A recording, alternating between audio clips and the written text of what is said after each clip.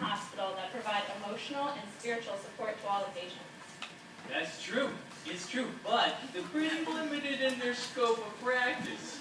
For instance, it wouldn't necessarily be called to talk someone down off a ledge, or to make a medical diagnosis or prescribe medications.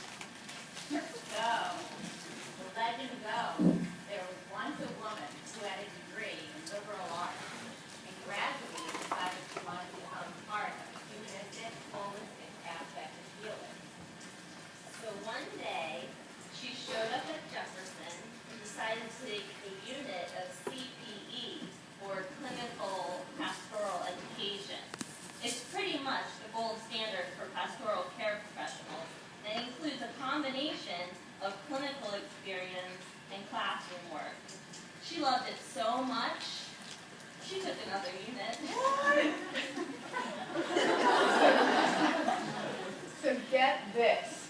Eventually, after 4 semesters of pastoral education in a Jefferson residency program and at least 2,000 hours of clinical experience, wait for it, after her education, she became a board-certified chaplain and became a full-time pastoral care professional at Jefferson. But don't even think about referring to any of the chaplains and using religious terms, because they like to remain very non-denominational. But I heard that she could contact any of the religious figures that you need at any time, including even Jehovah's Witnesses. I don't believe it.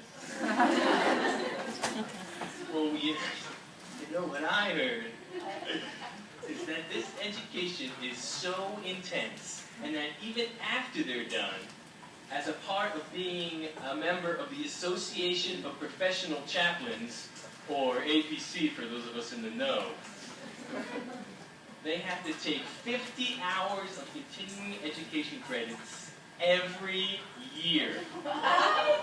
Every year? Wow. Yeah. Crazy. And there's also the NAJC, the National Association of Jewish Chaplains, and the NACC, the National Association of Catholic Chaplains. They all get together every year and have this big pastoral convention.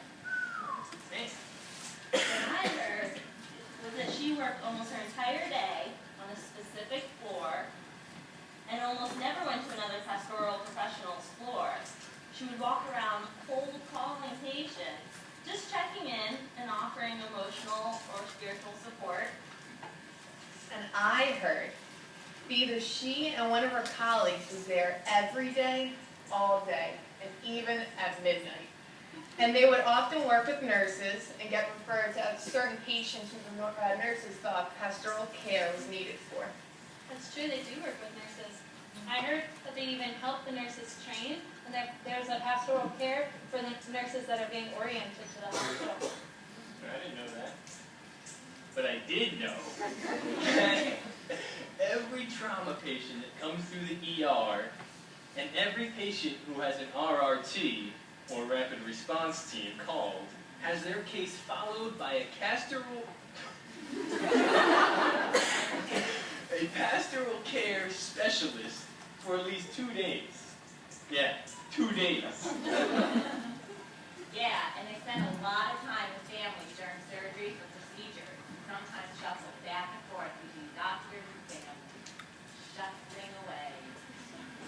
But really, what's the point of all of this? Why did she do all of this? Well, I heard that she was all about the emotional and the spiritual healing, and that she thought it was just as important as actual physical healing. So she'd be there, and she'd do her emotional wound care and her spiritual AM care, often just talking and listening to patients, and hardly, believe it or not, praying. Hardly praying? Wow. And you know what else? It's not just the chaplain that's on the floor. There's also the pastoral care supervisors. They're more in the background, downstairs, and they do all the training for all the new pastoral care. And those supervisors can make bank, I heard.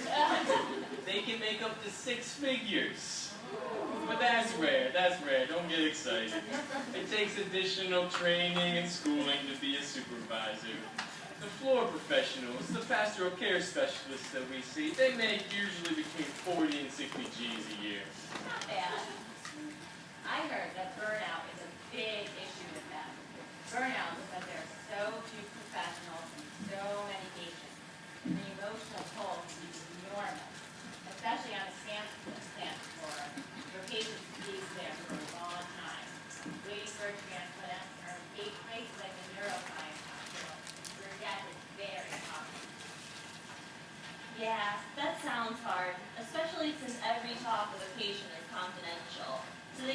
talk about it afterwards with someone else. You hear that?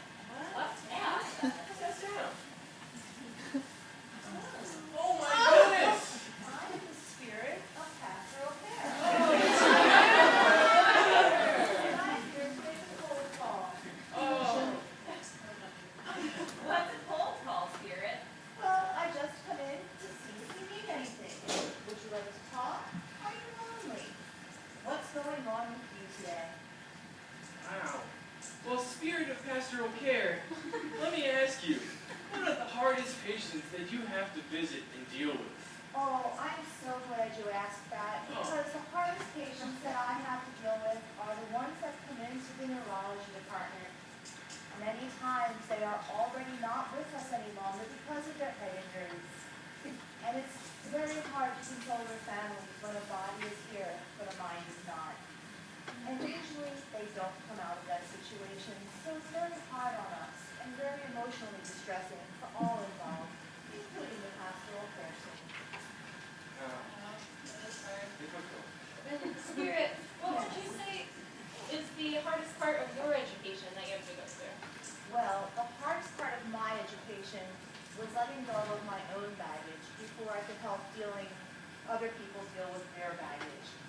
It's a very intensive course where we share many emotions with our classmates, very private and deep feelings, and sometimes you don't want to let go of those feelings, but you have to, so that you are an empty vessel that can then help others care for themselves. And Spirit, going back to before, when you go into a room, what exactly happens? I go in and I introduce myself and I ask if they want to talk. And basically, I'm just there. I'm there for whatever they need. If you're a transplant patient who's here for months on end, waiting for your organ to come by, I can sit and play Trivial Pursuit with you. That may be what you need right now. Maybe you're here from out of town and you don't have a family member. I can be your surrogate family. And maybe your family was here, but they left, and now you're sad. And I can talk to you then too. I'm just there. That's amazing, Spirit of Pastoral Care. All right.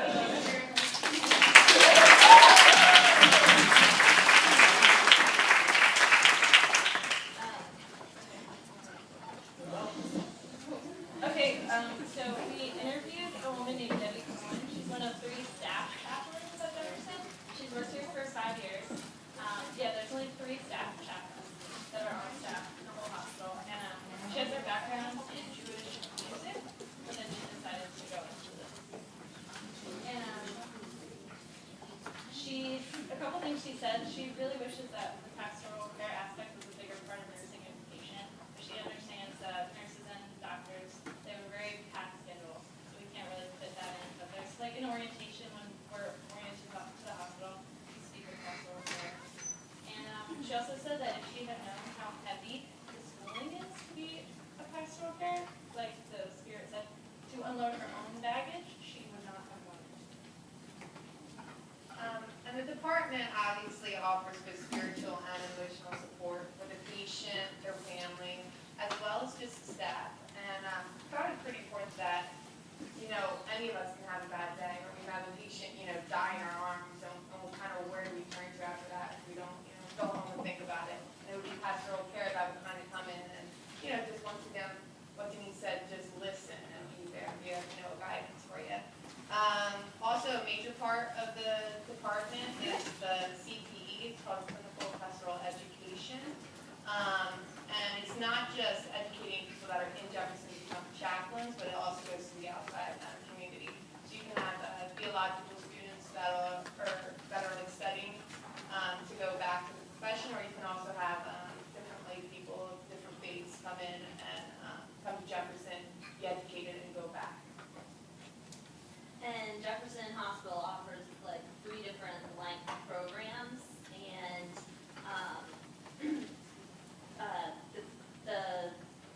the chaplains, there are a lot of times they're with palliative care teams, also working in acute settings, and as we said, they provide the emotional support, and it's really actually the students, because there's only 3 full-time staff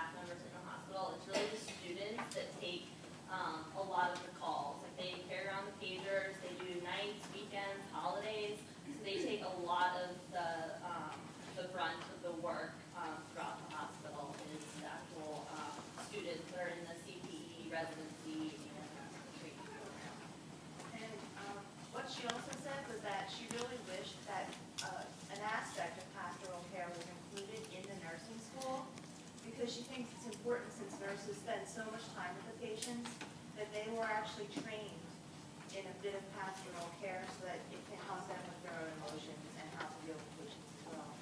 She actually said that most of the referrals to pastoral care come from nurses on the unit.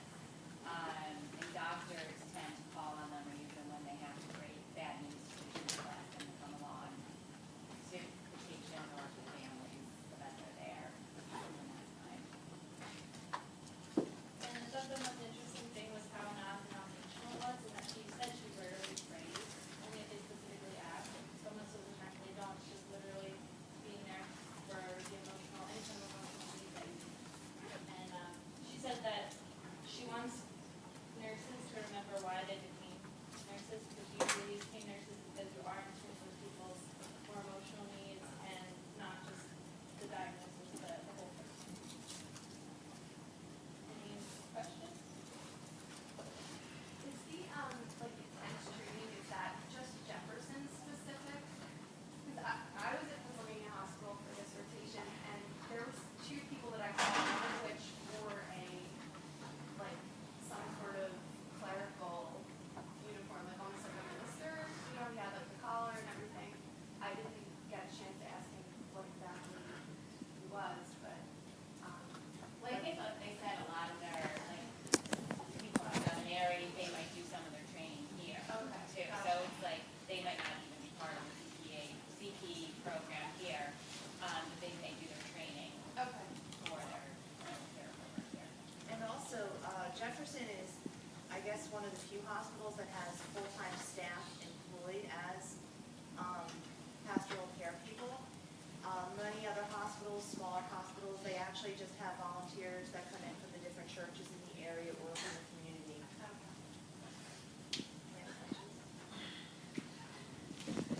You guys mentioned that kind of look out for pastoral care, looks out for the spiritual and emotional well-being of the patient. With only 3 on staff at Jefferson, how do you make up for the many different religions out there if someone has a specific request or a religious belief? They actually, there's a Catholic priest that they get to come into the hospital, a rabbi. They also have someone from the Muslim denomination, and they said that they will fill whatever need is out there. So if there's a patient and they don't have a specific kind of contract, as you'd say, with that religion or church or denomination, they would make that possible. They would contact that. She said the most common request they get is from Catholics for priests because they have a lot of rights and possession, they want communion. So they do get that in a specific parish that they're contracted with.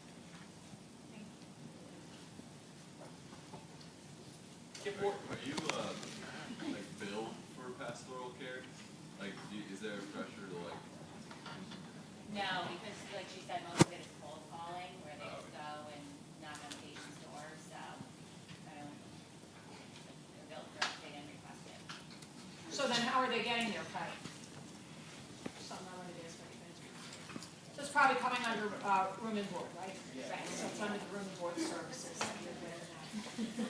There's also nuns that go around and they'll hand out communion. They'll go room to room.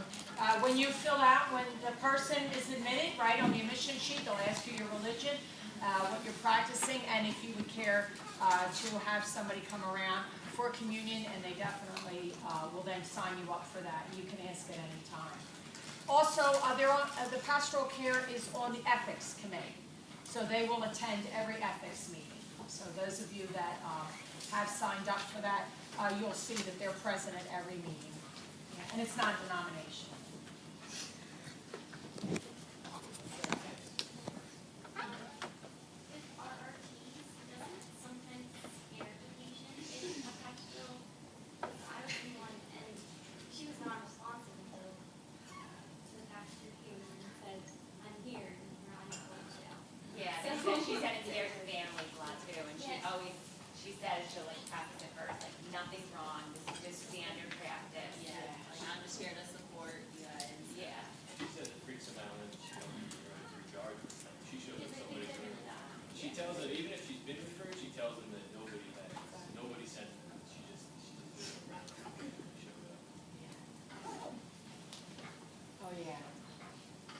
Good question.